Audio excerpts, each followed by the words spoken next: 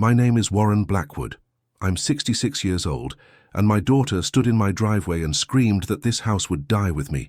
She said I was selfish for living too long. She said when I finally kicked the bucket, she'd sell everything and spend every last dime on the life she deserved. But what my daughter didn't know was that 3 days earlier, I'd already accepted an offer from a young family.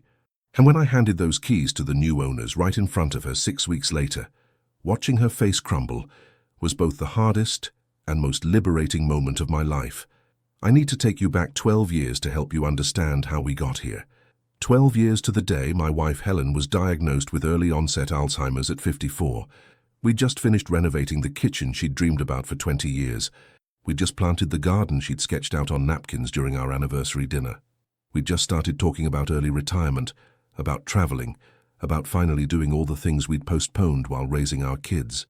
The diagnosis came after months of Helen forgetting small things, car keys, appointments, names of neighbors we'd known for decades. I'd chalked it up to stress from her job as a high school English teacher. But when she got lost driving home from the grocery store one afternoon, a route she'd taken thousands of times, I knew something was seriously wrong. I remember that day with painful clarity. It was a Tuesday in October. Helen had left around 3 in the afternoon to buy ingredients for the pot roast she made every Tuesday. By 5, she still wasn't home. By 6, I was calling her cell phone repeatedly, with no answer. By 7, I was driving around the neighborhood looking for her car. At 8:30, a police officer brought her home. She'd been found sitting in a parking lot 15 miles away, confused and unable to explain how she got there or where she was trying to go. The neurologist appointments that followed were a nightmare of cognitive tests and brain scans. Helen knew something was wrong. I could see the fear in her eyes when she couldn't remember words she'd used her entire life, when she couldn't recall what she'd done that morning, when she looked at me with momentary confusion, as if trying to place who I was. The official diagnosis came 3 weeks after that incident. Early-onset Alzheimer's disease, aggressive progression expected. Helen declined rapidly. Within 2 years, she didn't recognize our home. Within 3, she didn't recognize me most days. Within 4, she needed round-the-clock care that I couldn't provide alone despite trying everything. I had to place her in a memory care facility.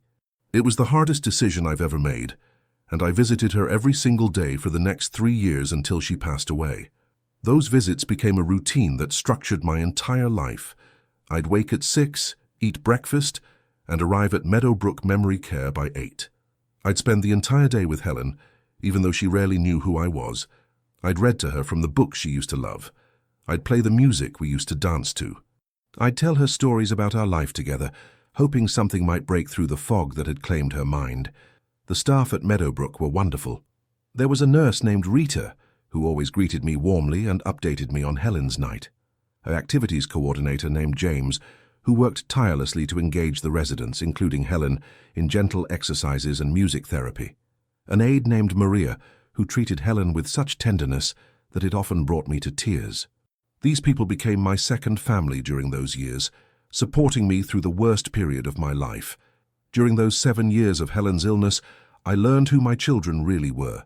I have 2 kids, my daughter Natalie, who was 34 when Helen got sick, and my son Graham, who was 31.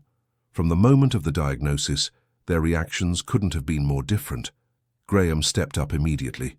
He researched treatment options, staying up late reading medical journals and clinical trial results. He came to doctor appointments, taking detailed notes and asking questions I was too overwhelmed to think of. He sat with his mother when I needed to sleep or handle finances, or just break down somewhere she couldn't see me. He never complained about the time it took, never mentioned how it affected his own life, his marriage, his career. His wife Caroline was equally supportive, often bringing meals or just sitting with me in silence when words weren't enough. I remember one particularly difficult evening, about 2 years into Helen's diagnosis. She'd had a bad day, becoming agitated and not recognizing anyone. The staff had to give her medication to calm her, and seeing her in that state broke something inside me. I sat in the parking lot of Meadowbrook at midnight, unable to drive home, unable to face the empty house. Graham found me there. He'd driven 40 minutes from his house because I hadn't answered my phone. He didn't say anything, just sat with me in that parking lot until 3 in the morning, his presence the only thing keeping me from falling apart completely. Natalie, on the other hand, seemed annoyed by the entire situation. She'd visit Helen maybe once a month, stay for 20 minutes, then leave looking relieved to escape. During those brief visits, she'd stand in the doorway of Helen's room rather than sitting close to her. She'd answer her phone if it rang, having full conversations while her mother sat there lost in confusion. She'd check her watch constantly, clearly counting the minutes until she could leave with a clear conscience. The few times Natalie and I talked during that period, she'd steer every conversation toward practical matters. How much was the care facility costing? What was happening with Mom's retirement account? Had I thought about selling the house since it was too big for one person? She framed these questions as concern, but I could hear the calculation beneath them.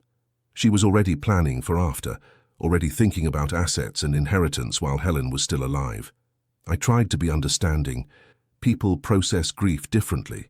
Maybe Natalie couldn't handle seeing her mother disappear piece by piece. Maybe avoiding the situation was her coping mechanism. Maybe I was being unfair, expecting everyone to grieve the way I did.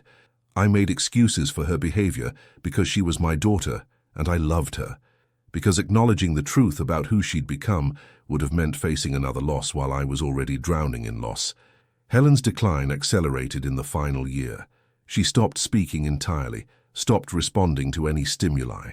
Just sat in her wheelchair staring at nothing, occasionally making sounds that might have been attempts at communication or might have been meaningless. The doctors said her brain was essentially shutting down region by region, that she probably wasn't experiencing much awareness or suffering. I hoped they were right, but I couldn't be sure. All I could do was keep visiting, keep holding her hand, keep telling her I loved her even if she couldn't understand the words. She died on a Wednesday morning in early spring. I'd been there the night before, sleeping in the chair next to her bed as I often did. Around 2 in the morning, her breathing changed, became labored, irregular.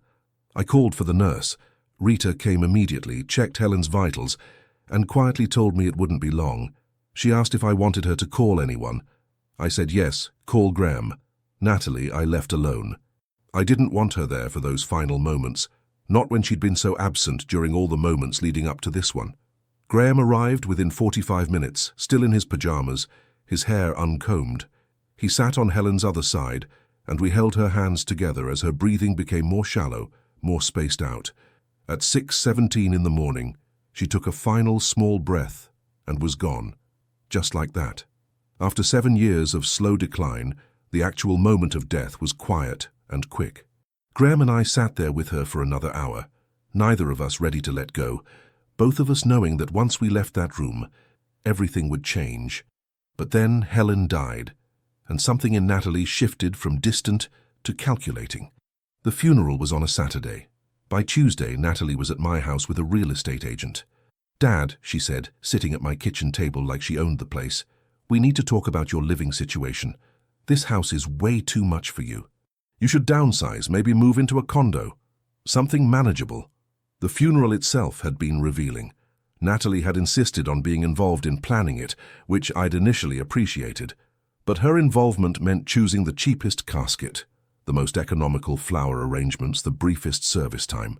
When I suggested upgrading any of these things to honor Helen properly, Natalie pulled me aside and said, "Dad, Mum's dead.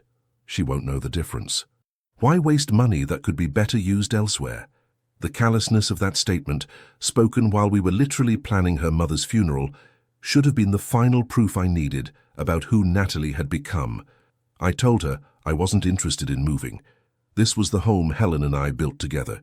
Every room had memories, the kitchen where we'd cooked thousands of meals together, the living room where we'd hosted countless family gatherings, the bedroom where we'd slept side by side for 38 years. The garden outside had her favorite roses, the David Austin varieties she'd special ordered and planted herself. The reading nook by the window was where she'd graded papers for 25 years, where she'd lost herself in the novels she loved, where she'd written in her journal every morning before school. I wasn't ready to leave all that behind. Leaving would feel like erasing Helen, like admitting she was truly gone. The house was all I had left of our physical life together. Every object, every room, every corner held some piece of her. How could I pack that up and move to a sterile condo? How could I leave the garden she'd planted? How could I abandon the only place that still felt like she was partially present? Natalie's jaw tightened when I refused. Dad, be reasonable. You're 60 years old. You need to think practically. The real estate agent, a woman named Sonia who clearly felt uncomfortable being there so soon after a funeral, tried to soften the pitch. Mr. Blackwood, I completely understand your attachment, but your daughter has a point about maintenance. A house this size requires upkeep that gets harder as we age, yard work, repairs, cleaning. Have you thought about how you'll manage all that alone? I politely but firmly told them both that I wasn't selling, that I was perfectly capable of maintaining my home, that I had no intention of leaving. Sonia left quickly, probably relieved to escape the awkward situation. Natalie lingered, her expression hardening into something I didn't recognize, something cold and determined that sent a chill through me. Fine, she said finally, but when you change your mind, and you will, don't say I didn't warn you. She left without saying goodbye, without hugging me, without any of the comfort a daughter might offer a father who'd just buried his wife. Over the next few months, Natalie's visits increased, but they weren't about spending time with me. They weren't about checking on how I was coping with grief or if I needed emotional support. She'd walk through the house taking photos on her phone. She'd measure rooms, noting dimensions in a small notebook she carried. She'd comment on what needed updating, what was outdated, what could increase the property value. It was like she'd mentally moved past my existence and was already planning the estate sale. She'd stand in the middle of the living room and say things like, "This wallpaper is so dated," or "These hardwood floors could be refinished and really increase value," or with an open concept renovation, "This space could be stunning." She wasn't seeing my home. She was seeing a real estate investment. She was seeing dollar signs where I saw memories of Helen teaching Natalie to play piano in that living room, where I saw Christmas mornings with both kids running down the stairs, where I saw 38 years of life lived. One afternoon I caught her in Helen's old office going through filing cabinets. "What are you doing?" I asked. She didn't even look startled. "Just organizing, Dad. Your paperwork is a mess. You need a system." But she wasn't organizing, she was inventorying. I could see the notepad where she'd written down account numbers, property documents, insurance policies. She had pages of notes about my financial life, information she had no right to without my permission.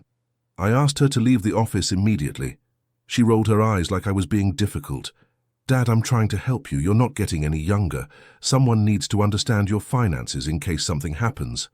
The implication was clear. She expected something to happen to me. She was preparing for it, planning for it, maybe even hoping for it, though I didn't want to believe that about my own daughter. I told her that when and if I needed help with my finances, I'd ask for it. That until then, my private documents were private. She slammed the filing cabinet shut hard enough to make me flinch. The sound echoed through the quiet house. "Fine," she snapped. "Be stubborn. But don't come crying to me when you can't manage anymore. When you've had a fall and no one finds you for days. When your bills pile up because you've forgotten to pay them. When you finally admit you need help, and it's too late." The venom in her voice was shocking. This wasn't concern. This was anger that I wasn't cooperating with her timeline, her plans. That's when I started noticing a pattern I'd been too grief-stricken to see before. Natalie's husband, a man named Doug who worked in commercial real estate, started joining her visits. They'd walk through the house discussing square footage, neighborhood comps, potential sale prices. They weren't even trying to hide it anymore. They'd stand in my kitchen, in my home, speaking about it like I wasn't there, like it was already theirs, like my continued existence was just a temporary inconvenience before they could cash in. Once I overheard Doug tell Natalie that with some cosmetic updates, the house could sell for 40% above market value in this neighborhood. That the lot alone was worth substantial money because of its size and location. That if they could convince me to sell soon, they could flip it quickly and turn a significant profit. Flip it. My home of 38 years. The place where I'd raised my children and cared for my dying wife. He wanted to flip it, like it was just another investment property. I confronted them the next time they showed up together. "This is inappropriate," I said, keeping my voice level despite the anger building inside me. "I'm not dead yet. You're talking about my home like it's already yours, like I'm already gone. It's disrespectful, and I want it to stop." Natalie had the decency to look embarrassed for about 3 seconds. Doug didn't. His expression was pure calculation, no shame whatsoever. Mr. Blackwood, Doug said in that condescending tone people use when they think they're smarter than you, we're just being practical. Real estate is an investment. Assets need to be managed properly. Your daughter will inherit this property eventually. It makes financial sense to plan ahead to maximize the value. You should appreciate that we're trying to optimize your legacy, optimize my legacy, as if my legacy was measured in property value rather than the life Helen and I had built here. I told Doug he wasn't welcome in my home anymore, that if Natalie wanted to visit she could come alone, but that her husband was banned from my property. Natalie exploded. How dare you ban my husband? He's only trying to help. He's a professional. He knows about these things. You're being unreasonable and stubborn and selfish. I stood my ground, though my hands were shaking. He's treating my house like a commodity before I'm even gone. That's not help. That's greed. And I won't tolerate it under my roof. She stormed out and didn't speak to me for 2 months. 2 months of silence. No phone calls, no visits, nothing. And honestly, it was peaceful. I could grieve Helen without someone hovering, calculating, planning. I could sit in her garden without feeling like I was being evaluated for my ability to maintain it. I could live in my home without Graham, meanwhile, kept checking in regularly. How are you doing, Dad? Do you need anything? Want to catch a game this weekend? He never mentioned the house, never brought up inheritance, never made me feel like a burden or an obstacle. He just treated me like his father, like someone worth spending time with, for reasons beyond future financial gain. When Natalie finally called again, she invited me to dinner at her house. It seemed like an olive branch, so I accepted. But when I arrived, her living room was full of people. Her sister-in-law, Doug's brother, a financial planner, an estate attorney. She'd organized an intervention. They sat me down and took turns explaining why I needed to make changes. The financial planner showed me charts about the cost of aging in place versus assisted living. The estate attorney talked about tax implications and the importance of transferring assets before death. Doug's brother, who apparently flipped houses, had a whole presentation about maximizing property value. Through it all, Natalie sat there nodding along, occasionally adding comments about how worried she was about me, how she just wanted what was best, but I could see it in her eyes. This wasn't about what was best for me. This was about securing her inheritance while making it look like concern. I let them finish their presentations. Then I stood up. Thank you all for your time. But I'm not selling my house. I'm not transferring assets. I'm not doing any of this. I'm 60 years old in good health with a clear mind, and I'll make decisions about my life and property when I'm ready, not when my daughter decides it's convenient for her. The room went silent. Natalie's face turned red. Dad, she said through gritted teeth, you're being unreasonable. We're trying to help you. No, I said calmly, you're trying to help yourself. And I'm done with this conversation. I walked out, drove home, and sat in the dark in my living room wondering when my daughter had become someone I didn't recognize. After that night, things escalated. Natalie started sending me articles about elder care, about cognitive decline, about the dangers of seniors living alone. Each one came with a little note. Just thought you should see this, Dad. Very informative. The implication was clear. She was building a narrative that I was declining, that I couldn't take care of myself, that intervention was necessary. She started showing up unannounced, supposedly to check on me. She'd walk through the house pointing out things I'd supposedly neglected. Dad, there's dust on the mantel. Dad, the lawn needs mowing. Dad, when's the last time you cleaned the gutters? None of it was true. I kept the house immaculate. It was one of the ways I stayed connected to Helen, maintaining the home we'd built together. But Natalie was creating a record. She'd take photos of anything that could be construed as neglect. A dish in the sink became evidence I couldn't maintain basic hygiene. A stack of unopened mail became proof of cognitive decline. She was building a case, though for what, I didn't yet understand. Then one day she brought a doctor with her. Not my doctor. A geriatric specialist she'd found. Dad, she said with false brightness, Dr. Morrison does free home assessments for seniors. I thought it would be good for you to get checked out. I told Dr. Morrison I hadn't requested his services and didn't require an assessment. He looked uncomfortable but began anyway. Mr. Blackwood, your daughter is concerned. I cut him off. My daughter is concerned about her inheritance. I'm 60 years old with no diagnosed health conditions. I don't need an assessment. Please leave." He left quickly. Natalie stayed. Her mask finally slipped completely. "You know what, Dad? I'm trying to save you from yourself. You're going to fall or get sick or lose your mind in this house, and then what? Graham and I will have to clean up your mess, deal with your incapacity, watch you suffer. I'm trying to prevent that." "No," I said. "You're trying to get control of my assets before I can spend them, or donate them, or do anything else with them that doesn't benefit you directly." She didn't even deny it. She just stared at me with cold eyes. "You're selfish. Mom would be ashamed. Using Helen against me was the line I didn't know existed until she crossed it." "Get out," I said quietly. "Get out of my house and don't come back until you can treat me like a human being instead of an obstacle." She left, but not before saying, "This house will be mine eventually. You can't stop that." "We'll see about that," I replied. I didn't know what I meant at the time. I just knew something had to change. That night I called Graham. I told him everything. He wasn't surprised. "Dad, Natalie's been like this for years, even before Mum got sick. She's always measured relationships by what she could get from them. I just didn't want to burden you with it while you were dealing with Mom." We talked for 2 hours. Graham told me stories I'd missed or ignored. How Natalie had borrowed money from him and never paid it back. How she'd tried to convince him to pressure me into selling the house.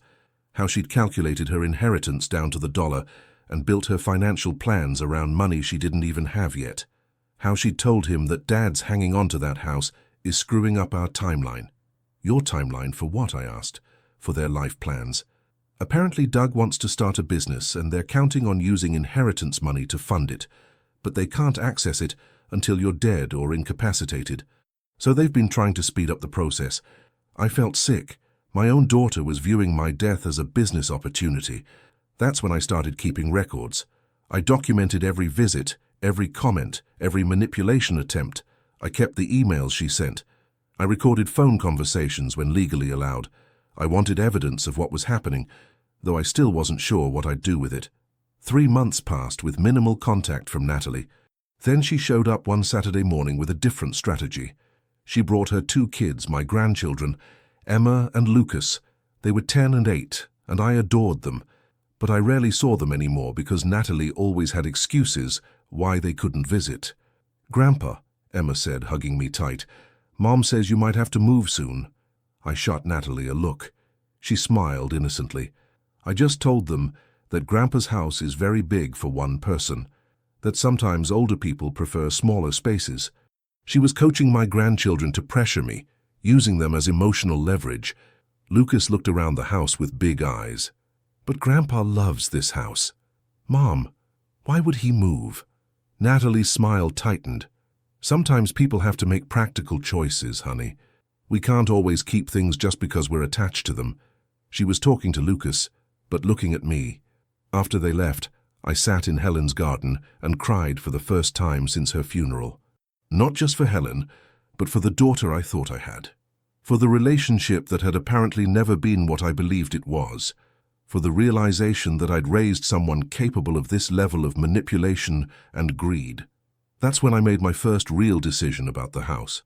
If Natalie wanted it so badly, if she'd built her entire future around inheriting it, if she saw me as nothing more than an impediment to her financial plans, then I wasn't going to give her the satisfaction. But I needed time to figure out exactly what that meant. I started going through all of Helen's things, really going through them. Her clothes, her books, her journals. I found one entry from about a year before her diagnosis, where she'd written about Natalie. "I worry about Nat," the entry said. "She called today and the entire conversation was about money, about what we have, what we're leaving to the kids, whether we'd updated our will. Not once did she ask how we were, how I was. I made excuses, told myself she's just practical. But Helen, always more perceptive than me, had seen the truth earlier." The journal entry continued. "Warren sees the best in everyone, especially our children. It's one of the things I love most about him. But I see Natalie clearly.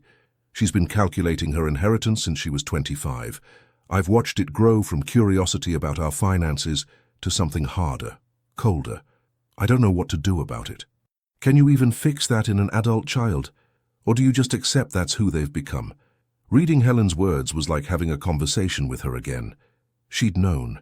She'd seen what I'd refused to see, and she'd been worried about what would happen when she was gone, when I'd be alone dealing with Natalie's true nature. I made a decision sitting there in her office. I would honor Helen by protecting what we built, not by handing it over to someone who only valued it in dollars. I called Graham the next day. If I wanted to sell the house, I asked hypothetically, "How would you feel about that?" Complete silence on the other end for a moment. Then, "Dad, it's your house, your decision. But honestly, if selling it means you escape Natalie's pressure and find peace somewhere new, I support it completely. Mom would too." That conversation planted the seed. I started thinking seriously about selling.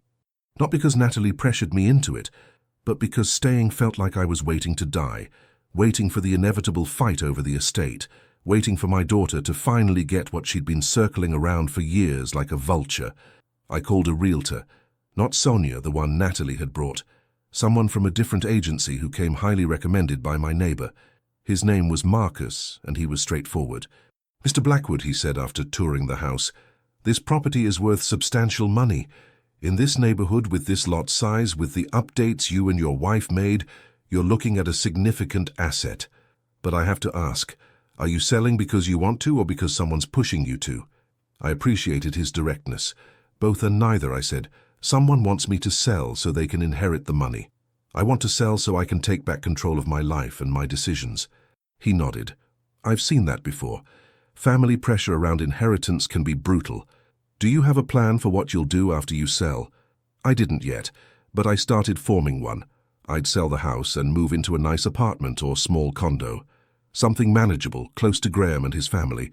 Somewhere I could build a new life instead of living in a mausoleum of memories. I'd use the money to enjoy my remaining years. Travel, maybe. Take my grandkids on trips. Support causes Helen and I cared about. Live instead of just existing while waiting for my daughter to inherit. Marcus and I agreed to list the house quietly. No big signs in the yard, no public open houses, just strategic marketing to serious buyers. We listed it on a Thursday. By Monday I had 3 offers, all above asking price.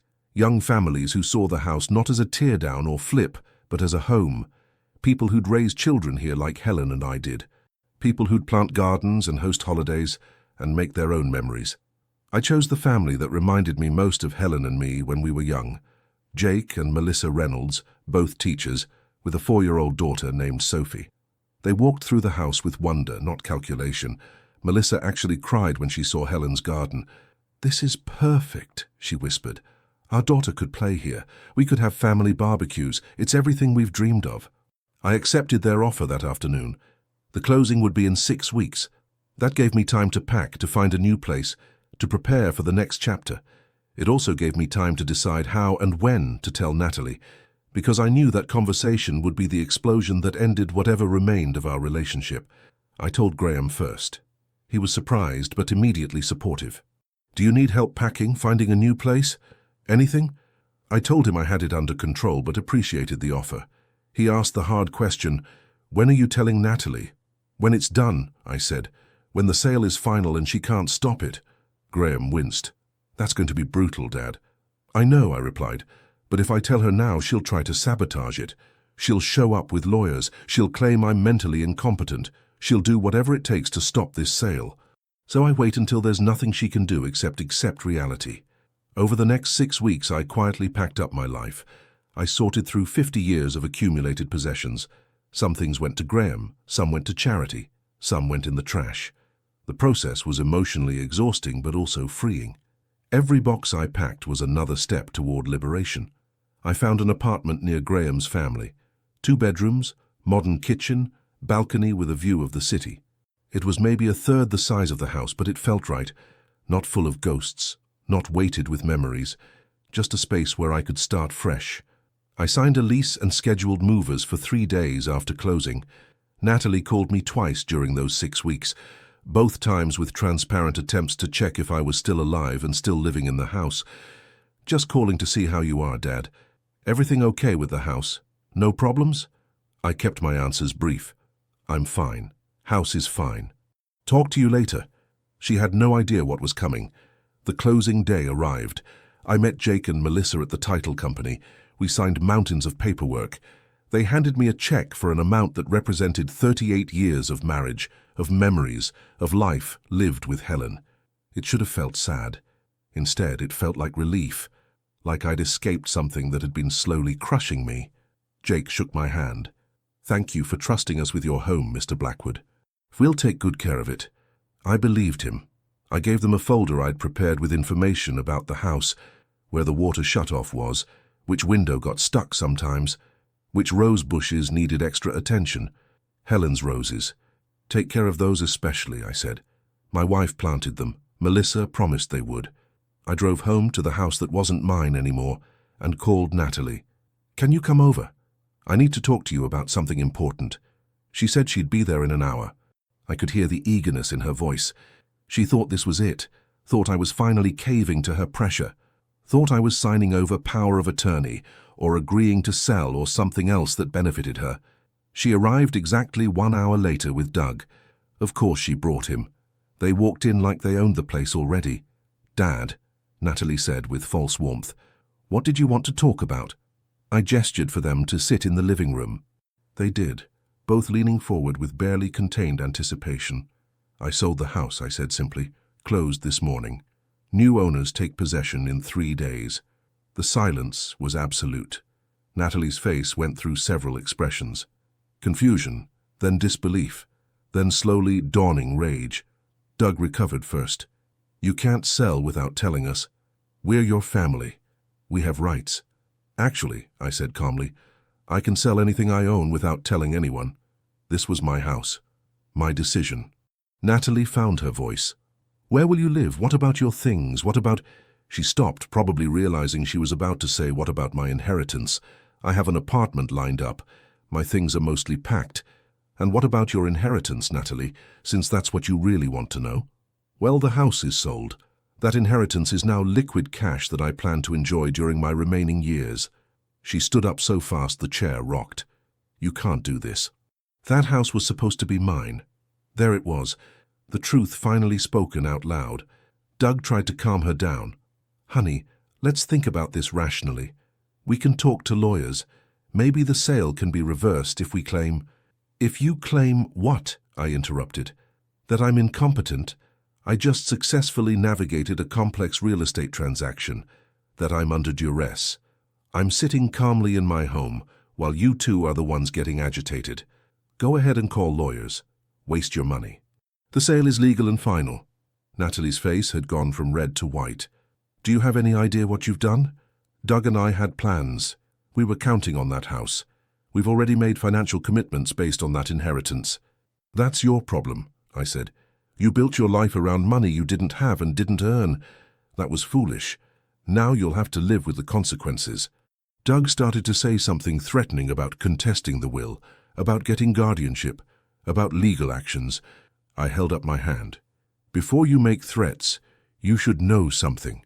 I've documented every interaction with Natalie for the past year, every manipulation attempt, every time she tried to pressure me into selling, every time she brought strangers to my house without permission, every lie she told her children about my supposed decline. I have recordings, emails, witnesses. If you want to claim I'm incompetent and try to take control, I will bury you in evidence that proves otherwise, while simultaneously proving you engaged in elder abuse." Doug shut his mouth. Natalie just stared at me like she'd never seen me before, which was fair because the man standing up to her wasn't the father she'd been manipulating. That man had died somewhere during the past year, replaced by someone who'd finally seen the truth about his daughter. "This is your fault," Natalie said, her voice breaking. "If you'd just been reasonable. If you'd just let us help. If you'd just what? Given you what you wanted? Let you control my life and my property? Natalie, the day you started viewing me as an obstacle to your inheritance, instead of as your father was the day you lost any claim to either my house or my respect." She tried one more angle. "What about Emma and Lucas? You're their grandfather. That money could have paid for their college, their future. And it still can," I said. "I've already set up education trusts for both of them. They'll have full college funding when they're ready. See, I do care about my grandchildren, even if their mother has been using them as emotional weapons against me." Natalie had no response to that. She'd run out of ammunition. She looked at Doug, who looked at the floor. Then she looked back at me with eyes full of hate. I hope you're happy, old man. I hope you enjoy your little apartment and your freedom, because you won't see me again. You won't see your grandchildren. You've chosen money over family. Actually, I said, you chose money over family years ago. I'm just finally recognizing it and protecting myself. She said the words then, the ones that I knew were coming but still hurt to hear. You know what? Fine. Keep your house. Oh, wait, you sold it already. Well then, enjoy whatever's left, because this house dies with you, old man. And so does our relationship. She and Doug stormed out. I heard their car screech out of the driveway and then silence. I sat in the empty living room of the house that was no longer mine, waiting to feel regret or sadness or loss. But all I felt was peace. The weight I'd been carrying for years, the weight of Natalie's expectations and manipulations and cold calculations, was finally gone. Yes, I'd lost my daughter, but I'd lost her years ago. I'd just been too stubborn or too hopeful to admit it. The next 3 days were a blur of final packing and cleaning. Graham came over to help. Caroline brought lunch. My grandson played in Helen's garden one last time. It felt like closure, like Helen and I were finally letting go of this chapter together, even though she wasn't physically there. On moving day, as the movers were loading the last boxes, a car pulled up. Natalie. She got out slowly, looking at the moving truck with something like shock on her face. It really is happening, she said, more to herself than to me. You really sold it. I really did, I confirmed. She looked at the house, at the garden, at the porch where she'd played as a child. For a moment I thought I saw something like regret flicker across her face. I gave you no choice, she said quietly. That's not true, I replied. I gave you plenty of choices. You could have been my daughter instead of my creditor. You could have spent time with me instead of calculating my net worth. You could have treated me like a human being instead of an obstacle. You made your choices, Natalie. I'm just responding to them. She stood there a moment longer, then got back in her car and left. I never saw her again. The last moving box went into the truck. I locked the door one final time and handed the key to Jake and Melissa, who'd arrived early in their excitement. Take care of her, I said, meaning both the house and Helen's memory that lived within it. We will, they promised. I followed the moving truck to my new apartment. Graham met me there. We spent the afternoon unpacking boxes, assembling furniture, making the space livable. By evening, I stood on my balcony looking at the city lights and felt something I hadn't felt in years. Hope. Not for what had been, but for what could still be. That was 9 months ago. I'm settled into my new life now. The apartment feels like home. I see Graham and his family multiple times a week. My grandson and I have Wednesday pizza nights. Caroline and I go to farmers' markets on Saturday mornings. These relationships, built on actual affection rather than financial expectation, nourish me in ways I didn't realize I was starving for. I've used some of the money from the house sale to travel. Places Helen always wanted to see. Paris, where we'd planned to go for our 30th anniversary. Rome, which she'd studied in college. I carry her ashes with me, leaving a little bit in each place we visit together. It's helped me grieve properly, something I couldn't do while fighting Natalie's constant pressure. I've donated significantly to causes Helen cared about. Alzheimer's research, literacy programs. The high school, where she taught for 30 years now, has the Helen Blackwood Memorial Library. I've also spent money on pure joy, a really nice guitar I'm learning to play, theatre season tickets, dinners at restaurants. Helen and I always said we'd try someday. I'm living instead of existing, which I realize now is what I'd been doing for years. As for Natalie, I hear about her occasionally through mutual friends. She and Doug did try to start that business. It failed within 6 months without the capital injection they'd been counting on. They're struggling financially. Their marriage is apparently strained. Emma and Lucas are doing okay, from what I hear. I send them cards on birthdays and holidays with checks that go into their education trusts. I hope someday they'll seek me out, hear my side of the story. Graham asked me once if I regret how things ended with Natalie. If I wish I'd handled it differently, been more patient, given her more chances. I thought about it carefully before answering. No, I finally said, because the alternative was spending my remaining years being slowly suffocated by her expectations and manipulations. The alternative was rewarding her terrible behavior with the inheritance she felt entitled to. The alternative was teaching my grandchildren that greed and manipulation are acceptable if you're patient enough. By selling the house and taking control of my own life, I taught a different lesson. That autonomy matters at every age, that you don't owe anyone your suffering. That inheritance is a gift, not a right. That protecting yourself isn't selfish when the people who should love you are treating you as an obstacle rather than a person. These are hard lessons, but true ones. I've made peace with losing Natalie, or rather, with acknowledging that the daughter I thought I had never really existed. The real Natalie, the one who'd been there all along beneath my willful blindness, was someone who measured love in dollars and valued relationships by their future financial return. That person isn't someone I need in my life, even if she is my daughter. Blood doesn't obligate you to accept abuse.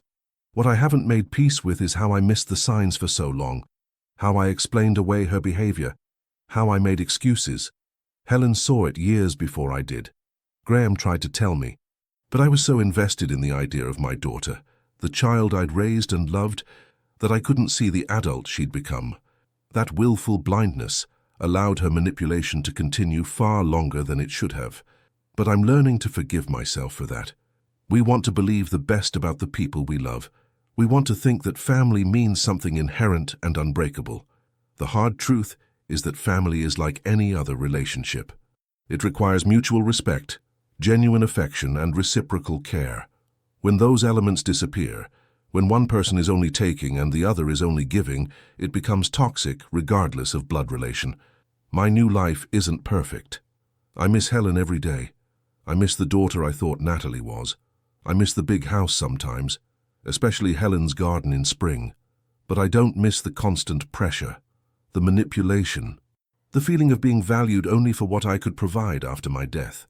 I don't miss being treated like an obstacle instead of a person. I've built a new community here. My neighbor Jerry, also a widower, and I play chess every Thursday.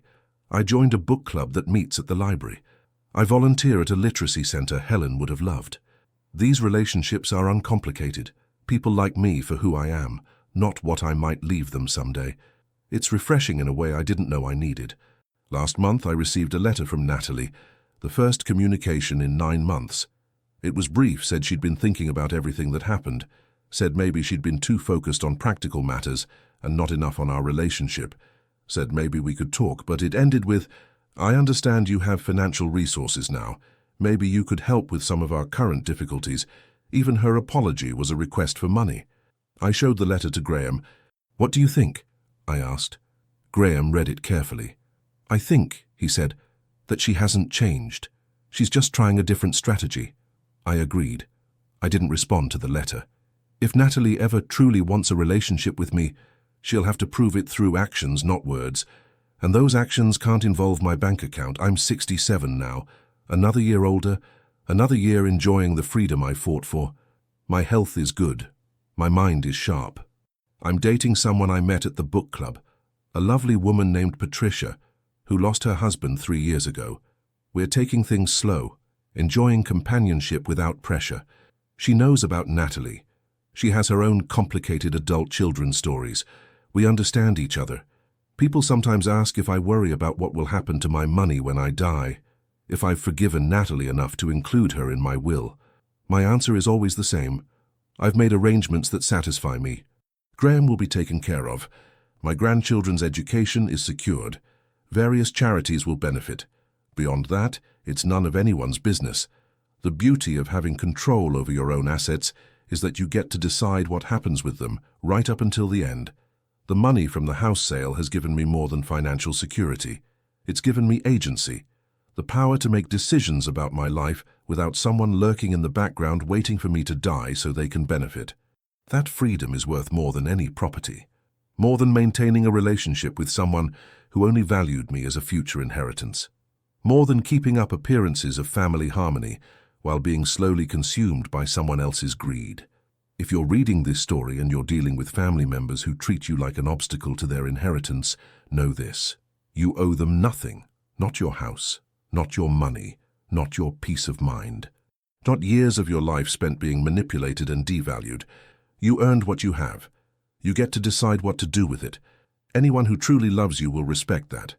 Anyone who doesn't respect that doesn't truly love you, regardless of what they call themselves. I sold my house before my daughter could touch it. She screamed that it would die with me. In a way, it did. The house I sold isn't the home it was when Helen and I lived there. That home died when Helen did. What I sold was wood and nails and land. What I kept was my dignity, my agency, and the right to live my final years on my own terms. That trade was worth every penny, every burnt bridge, every uncomfortable truth finally spoken out loud. Last week, something unexpected happened. I was at the grocery store loading bags into my car when I heard a small voice say, "Grandpa." I turned around to see Emma, my granddaughter. She was 14 now, taller than I remembered, with her mother's eyes but her grandmother's gentle expression. She was alone holding a bag of groceries. "Emma," I said softly. "Hi, sweetheart." She looked at me with an expression that broke my heart. It was hungry. Not for food, but for connection, for family, for the grandfather she'd been told was selfish and cruel, but who she remembered differently from when she was younger. "Can we talk?" she asked quietly. "Just for a few minutes?" We sat on a bench near the store entrance. She told me she'd taken the bus to do errands for her mother, who was working extra hours to cover their bills.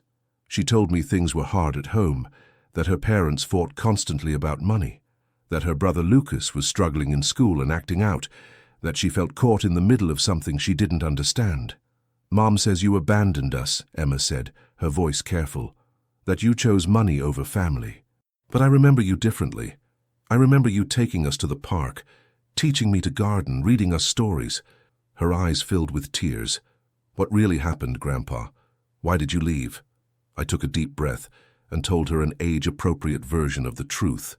I explained that sometimes adults have disagreements about important things, that her mother and I had different views about my house and my future, that I made decisions to protect myself and my independence, that I never stopped loving her or Lucas, but that her mother chose to cut off contact, that I'd been putting money into education accounts for both of them because I believed in their futures even if I couldn't be part of their daily lives. Emma absorbed this quietly. Then she said something wise beyond her years. "You had to save yourself, didn't you? Like in the airplane safety videos. Put your own oxygen mask on first." I felt tears in my own eyes. "Yes, sweetheart. Exactly like that." She hugged me then, right there on that bench, and whispered, "I don't blame you, I think I understand." We exchanged phone numbers. She made me promise not to tell her mother we'd talked, at least not yet. She said she needed time to process everything, to talk to Lucas, to figure out how to navigate this complicated family situation. I promised. We've been texting since then. Nothing deep, just small updates. She tells me about school. I tell her about my day. It's a start. That chance encounter reminded me that the story isn't over, that there are people in Natalie's life who may see through her narrative eventually, that my grandchildren are growing into their own people with their own perspectives. I don't know what the future holds with them. Maybe nothing, maybe something beautiful, but knowing Emma doesn't hate me, that she sees some truth beyond her mother's version, gives me hope. It also reinforced my decision. If I'd kept the house, stayed in that situation, continued being ground down by Natalie's manipulation and pressure, I might not have survived to have that conversation with Emma. Not physically, but emotionally. I might have become so bitter, so defeated, so consumed by the toxicity that I wouldn't have been the grandfather Emma remembers with affection. By saving myself, I preserved something worth saving. Patricia, the woman I've been seeing, has been incredibly supportive through this unexpected development. She understands complicated family dynamics. Her own daughter went through a phase of financial manipulation before eventually getting therapy and rebuilding their relationship. She's taught me that sometimes people can change, but only when they hit bottom and choose to do the work themselves. That you can't force someone to change, but you can protect yourself while leaving the door open for future reconciliation, if they ever do. I've thought a lot about what reconciliation with Natalie would look like, what conditions would need to be met. First, genuine acknowledgement of what she did. Not excuses, not justifications, but real accountability. Second, evidence of changed behavior sustained over time. Not a quick apology designed to access my resources, but actual transformation in how she views relationships and money. Third, respect for my boundaries and decisions, understanding that even if we rebuild a relationship, my financial life is my own business. Would Natalie ever meet these conditions? Based on that letter asking for money while offering a half apology, probably not. But stranger things have happened. People do sometimes wake up and realize what they've lost through their own behavior. Graham is less optimistic. He's watched Natalie his whole life. He says she's fundamentally unable to see beyond her own needs and wants, that the wiring just isn't there for the kind of self-reflection and change that would be required. Maybe he's right. Maybe the daughter who could meet those conditions never existed. Maybe the person I thought I raised was always partially an illusion, someone I wanted to see rather than who was actually there. Helen's journal certainly suggested she saw Natalie more clearly than I did. Perhaps the best I can hope for is a relationship with my grandchildren once they're adults and can make their own choices. In the meantime, I'm building the life I have. Tomorrow, I'm flying to Scotland, a place Helen always wanted to visit. I'll scatter some of her ashes in the Highlands she read about in books. I'll walk paths she would have loved. I'll take photos and write about the experience in the journal I've been keeping for her. It's become a way of including her in this new life, of honoring our partnership even though she's gone. Next month, Graham's family and I are taking a cruise through the Caribbean. His son, my grandson, has never seen the ocean. We're going to teach him to snorkel, build sandcastles, eat too much ice cream, create memories that have nothing to do with property or inheritance or family conflict. Just love and time spent together. The kind of family relationship that should have been normal, but that feels precious because I now know how rare it is. I've also started writing my story down, beyond these recordings, not for publication, but for my grandchildren, for Emma and Lucas and Graham's son, so that someday, when they're old enough to understand complexity and nuance, they can read their grandfather's perspective. They can see the full picture, not just the simplified version their mother might tell them. They can make their own judgments about who was right and who was wrong, or more accurately, about how complicated family dynamics really are. The house itself, the physical structure that started all this conflict, is thriving with its new family. I drove by once, about 6 months after selling it. Jake and Melissa have painted it a cheerful yellow. Helen's roses are blooming beautifully. There were toys in the yard, a swing set that wasn't there before. Through the window I could see lights on, people moving around, the warmth of a lived-in home. It looked loved, it looked alive. It looked exactly how Helen and I would have wanted it to look. Seeing that was cathartic in a way I didn't expect. The house had moved on without me, just as I'd moved on without it. Neither of us was stuck in the past, in the conflict, in what might have been. We'd both found new purposes. The house was sheltering a new family. I was living a new life. There was symmetry in that, a rightness that felt like Helen giving her blessing from wherever she is now. I don't regret my decision, not even a little. Yes, I lost my daughter. Yes, I lost the home Helen and I built together. Yes, I had to face uncomfortable truths about family and love, and how people can value money over relationships. But I gained freedom, peace, agency, the ability to live my remaining years according to my own values rather than someone else's expectations. The opportunity to build new relationships based on genuine affection rather than future financial gain. People sometimes tell me I'm brave for doing what I did. I don't feel brave. I feel like I survived. Like someone who finally stopped drowning and managed to grab onto something solid. The bravery, if there was any, was in recognizing the truth about my situation and acting on it, instead of pretending things were different than they were. But that's not bravery, that's just basic self-preservation that took me far too long to engage. What I want people to take from my story isn't admiration, but permission. Permission to protect themselves even when it's uncomfortable. Permission to set boundaries even with family. Permission to prioritize their own well-being over maintaining false harmony. Permission to recognize when a relationship is truly toxic and to step back from it regardless of blood relation. You can love someone and still need to protect yourself from them. You can honor your parents or your children while still maintaining your autonomy. You can grieve what a relationship should have been while accepting what it actually is. These aren't contradictions. They're the complex realities of being human and dealing with other humans who have their own brokenness and flaws. I'm 67 years old. I don't know how many years I have left. Could be 5, could be 25.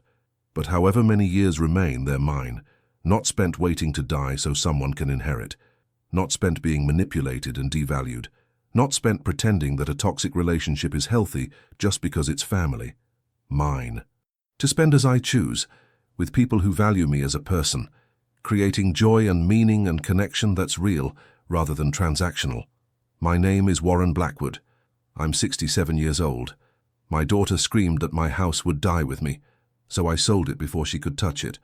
And in doing so, I saved myself, not just financially, but emotionally and spiritually.